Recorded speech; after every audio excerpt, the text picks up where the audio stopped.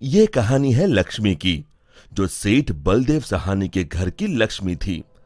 लक्ष्मी के 3 भाई थे, जो गांव के साहूकार थे।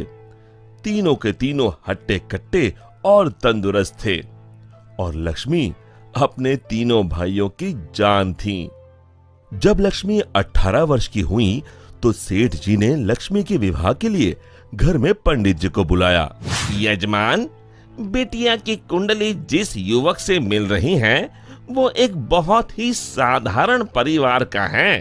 अरे उससे क्या फर्क पड़ता है, हम तो अपनी बेटी को अपने घर ही रखने वाले हैं, हमें तो घर जमाई चाहिए। लेकिन यजमान, मुझे नहीं लगता कि ऐसा कुछ संभव है, ये युवक घर जमाई नहीं बनेगा।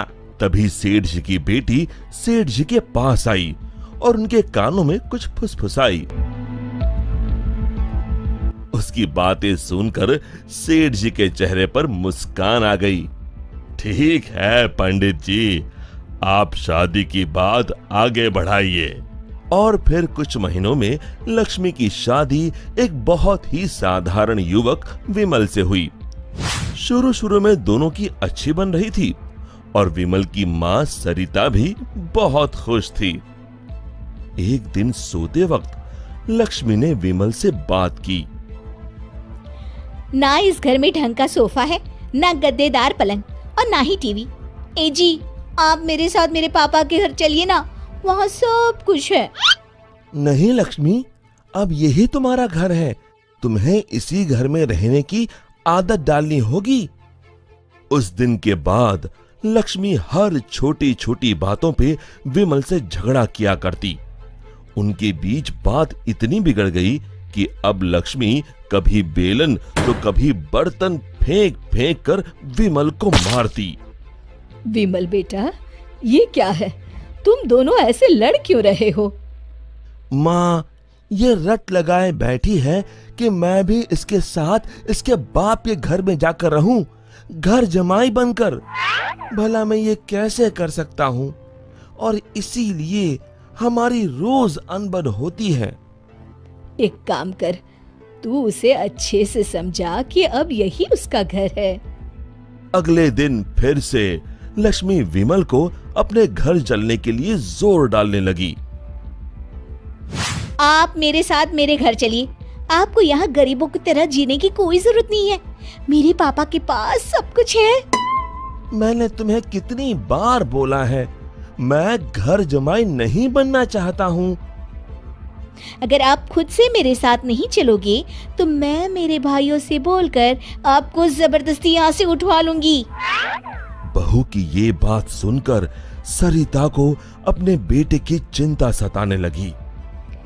इसके तीनों भाई तो इतने शक्तिशाली है, मेरे बेटे का क्या हाल होगा। ये मैंने क्या कर दिया, इससे अच्छा तो किसी गरीब की बेटी ब्याह लाती, कम से कम कोई आफत तो नहीं आती। अब सिर्फ बाबा जी ही मेरी मदद कर सकते हैं। सरिता बहुत दूर एक बाबा जी के पास गई और उन्हें अपनी पूरी दुख भरी दास्तान बताई। अब आप ही बताइए बाबा जी, मैं अपने बेटे को बचाने के लिए क्या कर सकती हूँ? ये ताकतवर इंसान ऐसे ही होते हैं, हमेशा निर्बलों को दबाना चाहते हैं।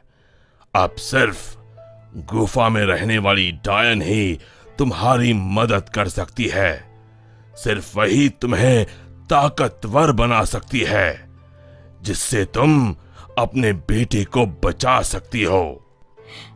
बाबा जी, मुझे ये डायन कहाँ मिलेगी? वो उत्तरी दिशा में मिलेगी, लेकिन उससे मिलने से तुम्हारे प्राण भी संकट में आ सकते हैं। अपनी बेटी की जान बचाने के लिए मैं कुछ भी कर सकती हूँ। सरिता उत्तरी दिशा में निकल पड़ी और गुफा तक पहुंचते पहुंचते उसे रात हो गई। कोई है यहाँ? क्या आज एक इंसान यहाँ खुद चलकर आया है? वो भी मेरा खाना बनने। मैं आपसे मिलने आई हूँ। मिलने? मुझसे? हाँ। वो भी खुद चल के? बताओ बताओ क्या बात है? सरिता ने डायन को अपनी कहानी सुनाई।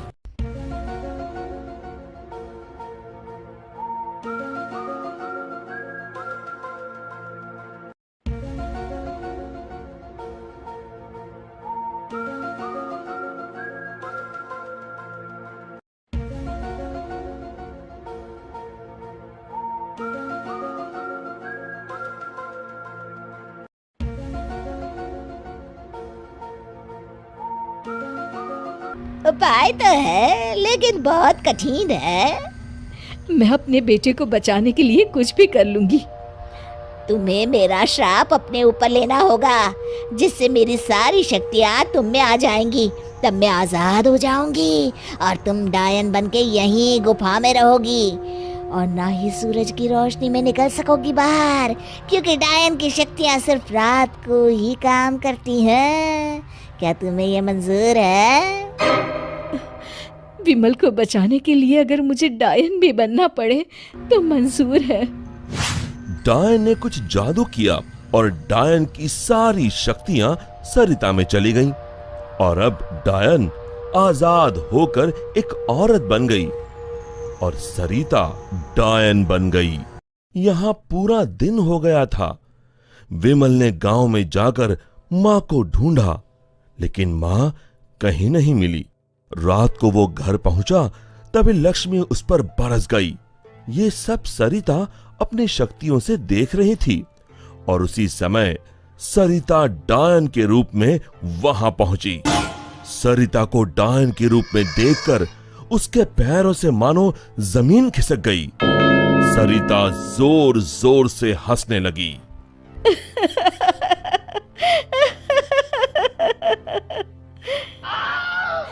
हालतू जलाल तू आई बला को टाल तू, हालतू जलाल तू आई बला को टाल तू, हालतू जलाल तू आई बला को टाल तू, हालतू जलाल तू आई बला को टाल तू, हालतू जलाल तू आई बला को टाल तू।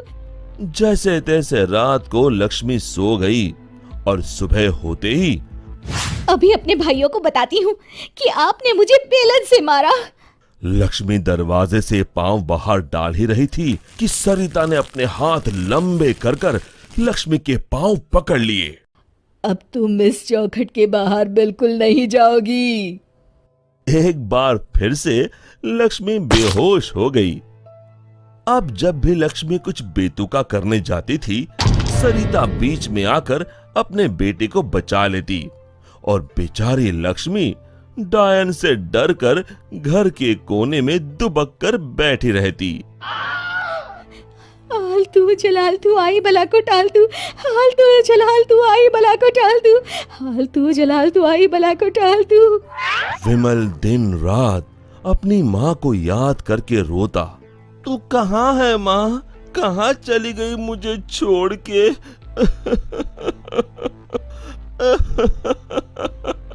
बेटा विमल, मैं यही हूँ तेरे पास, लेकिन इस डायन के रूप में। ये सब सुन विमल बहुत डर जाता है।